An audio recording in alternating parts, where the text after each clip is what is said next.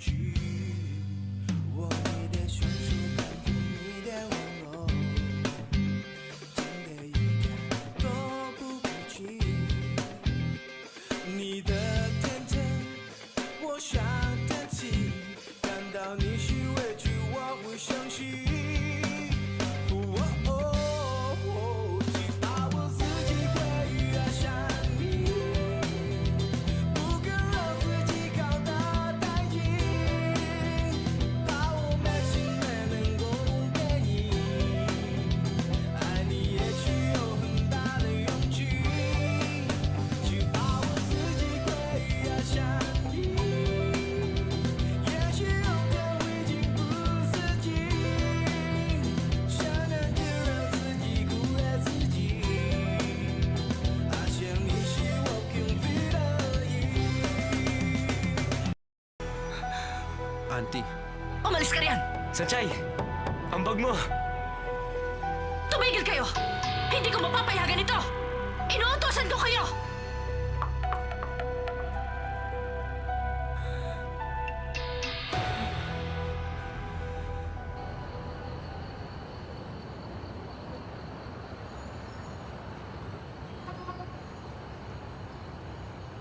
Salamat.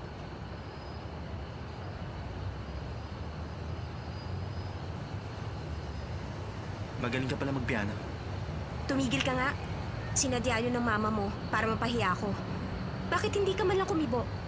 Hindi mo ako pinagtanggol. Pinangitan ko na nga ang pagtugtog.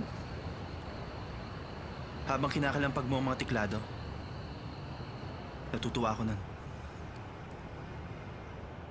Alam kong gusto niya magmukha kang tanga. Pero alam ko mas magagawa mo sa kanya. Bakit ganyan ka makatingin? Huwag mo nga akong tignan. Hindi ba alam mo naman na gusto kita? Marunong ka mang magpiano? O hindi man? Hindi ka anak ng CEO, walang kwenta sa akin yun. Dahil gusto kita. Uwi na ako sa amin. Maaari mo na akong ihatid. Hindi pwede. Bakit naman? Dahil gusto ko muna pag-usapan natin ang naked truth. Naked? Bakit? Anong binabalak mo? Huwag kang nga mag-isip na masama dyan. Ang ibig ko sabihin, pag-usapan natin ang ating nararamdaman.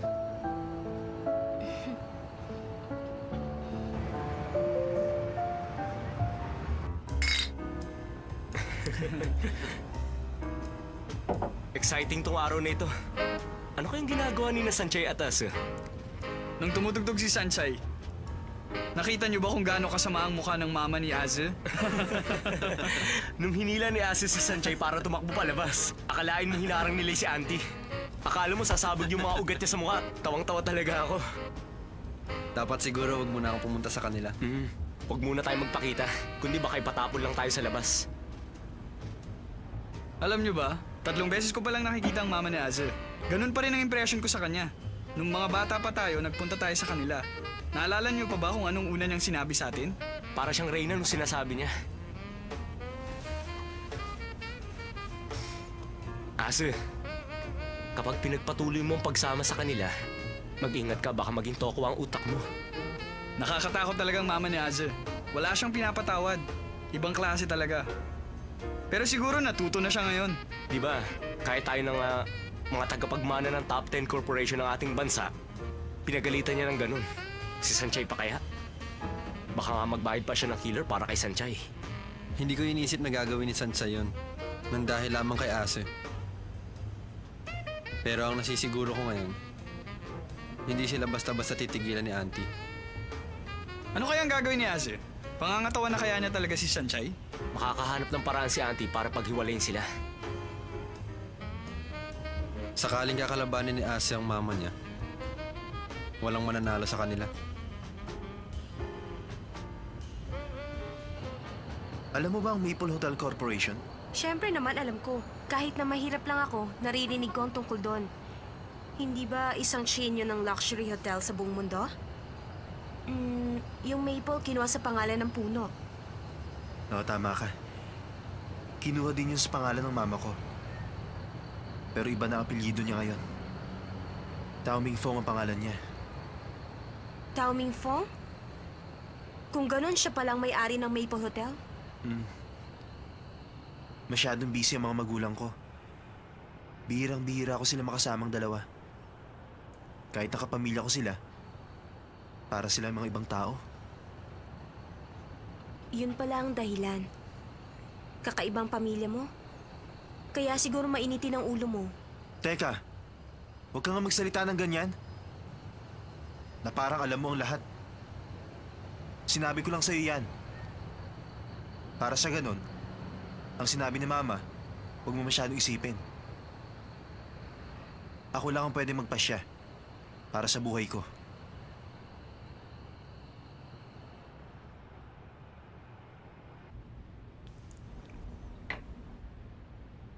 Madam, sa maikling panahong binigay niyo sa akin, ito ang nalaman ko.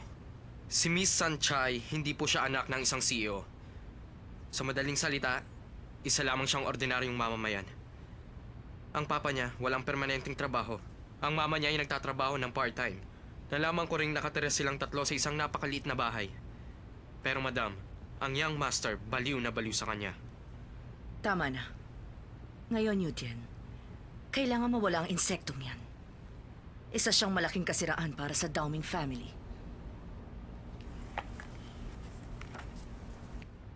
Iniisip ko, masyado pa ring bata si Azil para gawin ang mga plano ko. Pero sa mga nakikita kong nangyayari, kailangan ko nang ituloy. Ngunit ang planong yan, hindi ba't ang sabi niyo hihintayin niyo siyang makagraduate? Ayoko nang ulitin pa ang sinabi ko, Eugene. Opo, madam. Yung tungkol po sa plane ticket papuntang New York. I-postpone mo yan. Opo. Gusto mong makipaglaro. Wala ka pang alam. 难以忘记初次见你，一双迷人的。 Naku, sinisipon ka na ba? Isuot mo na kaya ang jacket mo. Okay lang. Ano okay lang? Mamaya ako na naman ang sisisihin mo. Dali. Ano yon? Bakit ka nakatingin? Ano sa palagay mo iniisip ko?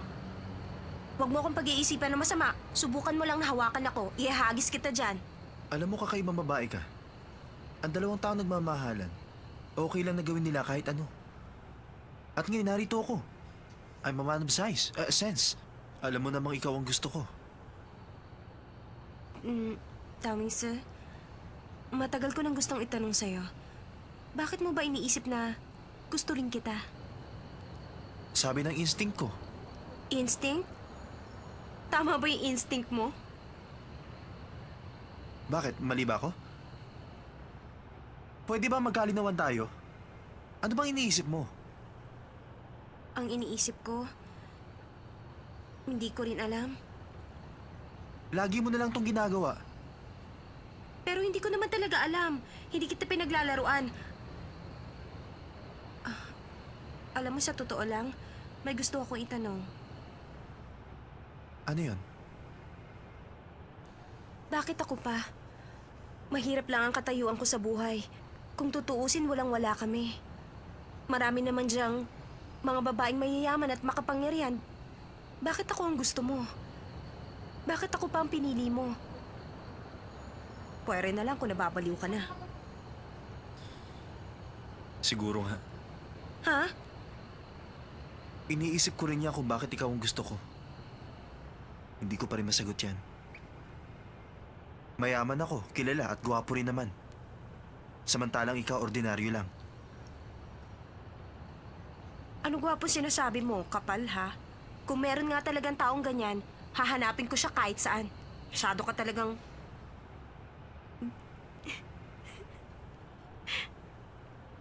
Anong tinatawa mo dyan? Gutom na nga ako. Hindi ako katulad nyo. Wala akong masyadong taba. Kaya madali ako magutom. Siya nga pala, meron akong cookies. Ano yon? Hindi pala, wala. Ano ba yan? Wala nga. Patingin! Ayoko nga! Sinabi na kasi Ayoko! patingin na eh. Sige na! Ano ba to? Birthday gift ko sana sa'yo yan. Sa akin to? Akala ko ba nakalimutan mo? Mamahalin kasi mga regalo sa'yo. May nagbigay pa ng kotse. Nakakaya namang ilabas yan. Masyado ka naman brusko, dahan-dahan lang. Ginawa ko yan sa bakery. Medyo nasunog nga lang. Ba't di ka na nagsalita? Para tuloy nahihiya na ako niyan. Pasensya ka na, ah. Yan lang ang nakayanan ko. Wala naman akong pera. Ang dapat sana, cake ang ibibigay ko sa'yo kaya lang mahirap gawin. Ang gusto ko sana yung kamukha mo, kaya nag-practice ako ng 2 araw. Pero yan lang ang kaya ko. Kung ayaw mo, ibalik mo na lang sa akin. Ang saya ko. Salamat sa mga cookies. Ngayon ko lang nakita ang mukha niya na parang bata. Hindi ko na tuloy na kung magalit. Ang pangit-pangit ng cookies na ginawa ko. Pero ito ang nagpasaya kay Dao Mingse. Gutom na rin ako. Kainin na nga natin Hindi! yan. Binigay mo sa akin to. Tiisin mo na lang muna. Basta hindi mo to pwedeng kainin.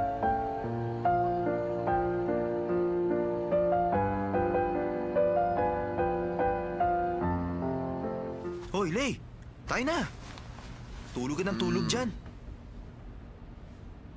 Bakit ba wala ka man lang kahit sofa? Saan ako pwedeng maupo? May sofa sa sala kung gusto mo umupo. Di bali na lang. May sasabihin ako sa'yo. Ano ba yun? Umuwi ka na nga. Paano ako uuwi? Alam mo naman nag-aaway kami ni Mama kagabi, di ba? Uuwi lang ako pag nasa States na siya. 6:30 pa lang. Ano ba ginagawa mo? Lay, tingnan mo to. Dali, tingnan mo na. Ano to? Birthday gift sa akin ni Sanchay. Tignan mo, kamukha ko to. Sabi niya wala siyang gusto sa akin. Pero mabait siya sa akin. Lay, kamukha ko yung cookie, hindi ba? Kung hindi si Sanchay ang gumawa nito, hindi ko magugustuhan. Kamukha ko ba? Cute ba? Ano ba? Akin na, hindi mo pwedeng kainin yan! Niregalo sa akin yan! Iluwa mo nga yan! Akin na sabi! Iluwa mo yan, Lay! Sinabi ko makainin mo? Ang lahat ng magandang bagay mayroong... Sino yan? Hindi kami tumatanggap ng bisita! Teka, wala naman ako natatanda. Umorder kami ng dyaryo. Baka bebentahan mo lang kami ng kung ano-ano. Sino ba yan? Ay, gwapo at saka maganda. Sino po bang hinahanap nyo? Naligaw yata kayo. Sa tingin ko, hindi ko kayo kilala. Ito na ba ang lugar? Opo, madam. Ito po mismo ang tinitirhan ng babae. Sino bang babae? Kayo po ang mama ni Sanchay? Paano mo nalamang ako? Siya po si Madam Dao Ming. Kayo po pala ang mama ni Asa? Ano pong ginagawa niyo rito? Pumasok po kayo sa loob! Halika kayo! Tuloy kayo! Maupo muna kayo! Ang sapatos na yan! Ang mga halamang ito! Sanchay! Gumising ka na! Bumangon ka dyan at narito ang mama ni Dao Mingse! Sanchay! Ano ba? Bumangon ka! Narito sa loob ng bahay natin ang mama ni Dao Mingse!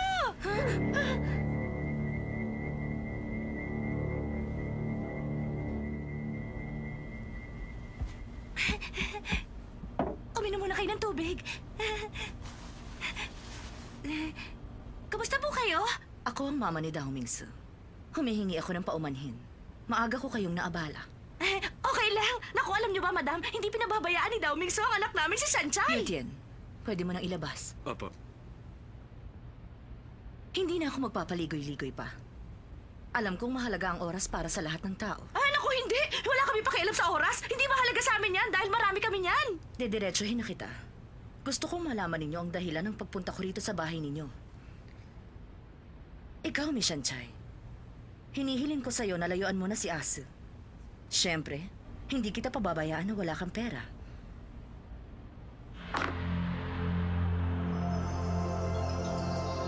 Narito ang $10 million. $10 million? Alam kong kabastusan ang gagawin ko. Pero, Sa tingin ko, hindi rin maganda ang inyong pamumuhay. Kaya naman, harapin na lang natin ang katotohanan. Alam naman ninyo, may responsibilidad si Asi bilang tagapagmana ng pamilya. Kaya ako naman bilang mama niya, kailangan kong bantayan ang mga pinaggagawa niya. Lalong-lalo na ngayon sa panahon ng pagbibinata niya. Maraming nakakalat na bato sa dadaanan ng anak ko. At pati na rin ang mga damong ligaw. Gagawin ko ang lahat para mawala sila. Ano man ang mangyari. Sinasabi kaya ng babaeng ito na ako yung bato at damong ligaw? Gusto niya akong mawala kapalit ng 10 million? Ang mangkukulam nito, sino ba siya sa akala niya? Meron bang problema? Hindi mo naman siguro iniisip na seryoso ang aking anak. Naglalaro lang siya. Alam mo, kahit napaniwala ka na ng anak ko, ako na ang nagsasabi sa inyo na bawal na pag-ibig ito. Siguro naman, hindi na rin masama ang $10 million. Sandali lang, ha?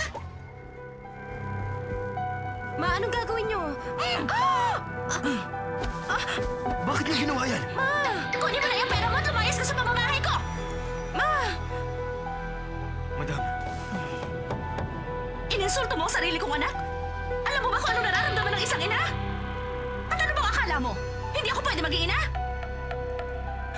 Naiintindihan ko ang ibig mong sabihin. Ayaw ninyo ng pera? Talagang hindi! Naiintindihan ko. Umalis na tayo. Opo.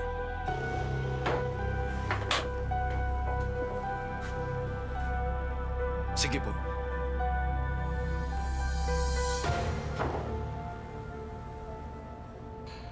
Hindi ako makapaniwala.